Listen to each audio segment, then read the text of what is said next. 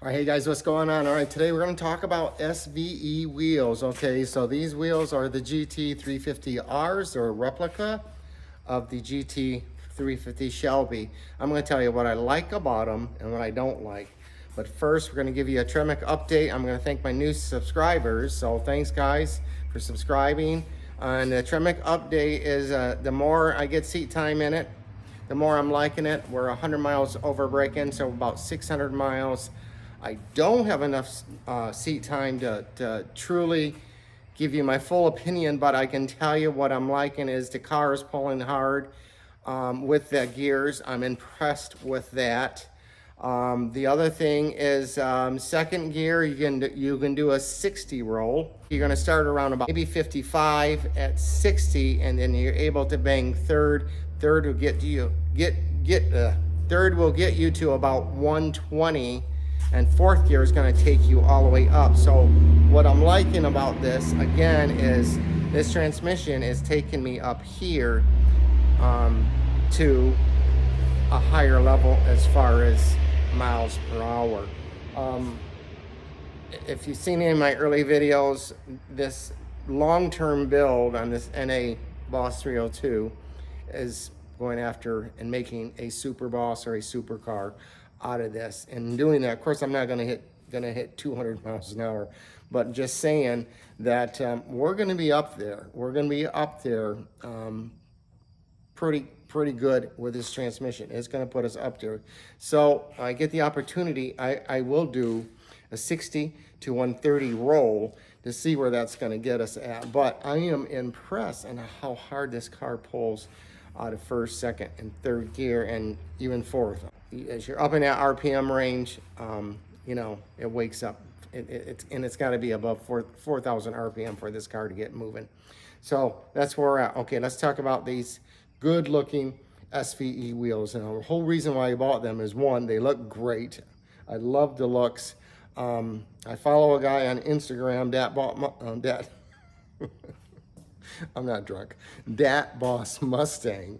And he's a square setup exactly like this, and I love the look.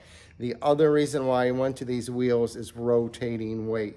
They're the lightest wheel I could find at 24 pounds and just maybe a hair over. 19 by 10 front and back.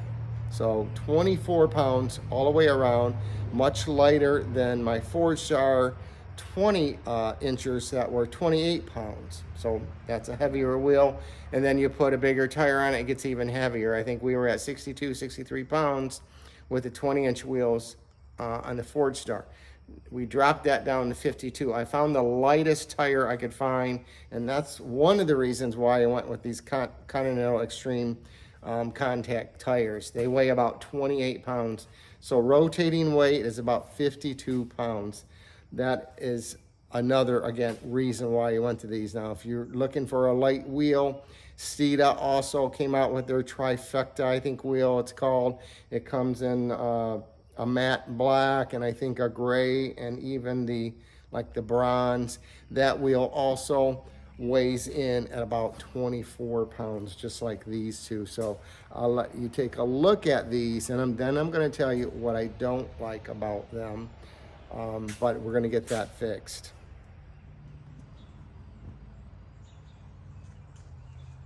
So as for the car and the stance, it's perfect. Now this car is already lowered quite a bit.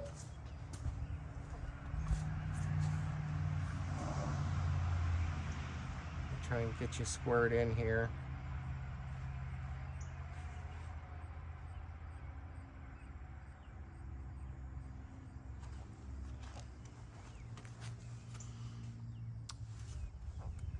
And what these wheels do is they got a pretty good offset, and they stick out quite a ways, and they fill in that fender well very well, that gap. And they almost, to a point, they stick out, as you can see. In my video when I did this, we showed you that. So what I don't like about these is you get potentially a little more road dust because they do stick out. you're finding if you're running these Roush splitters, they will get dirtier quicker, more dusty. And the other downside to these is this happened to me coming back from a M1 Cars and Coffee. You can see where I'm just digging in a little bit still. I'm still shaving into this. Look at this. Damn. I had Discount look at it and they said there's no issue with it, but I'm gonna get this one flipped around. So the issue was we had a really hard dip, and I've been driving on these for a while, but anyways, it was so hard that it pushed the wheel up and pulled out that inner lip. I'll show you a picture of that. I managed to roll it back in, and it's pretty much like the other side. However, I don't know if I did some shock damage or not. I seem to be still hitting. So what we're gonna do, because I do have adjustable coilovers, we're gonna get these lifted up, and we're gonna lift this up about 1 inch, and we're gonna match the rear. So that's how we're gonna fix that. We're gonna match the rear because it does kind of sit down low up front. Man, that car's pretty, isn't it? So that's the only downside to these. If you're not running that low, then you don't have anything to worry about. I can give you another view.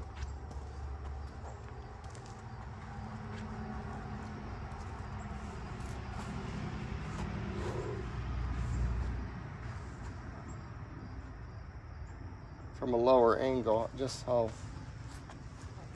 nice these wheels look. The square setup gives it a real nice race looking appearance, stance. They're wide in the back. There's not a huge difference between a 285 and 295. Of course, 10 millimeters, that's less than a half an inch, and it's barely even noticeable on the car. Steeda's jacking rails coming in handy, so we were able to get the front up quickly, pull the wheel, make an adjustment on the suspension to raise it, and voila, we're there. We did the other side all in about 15 minutes. So hopefully this will keep us from hitting our wheels on some hard dips.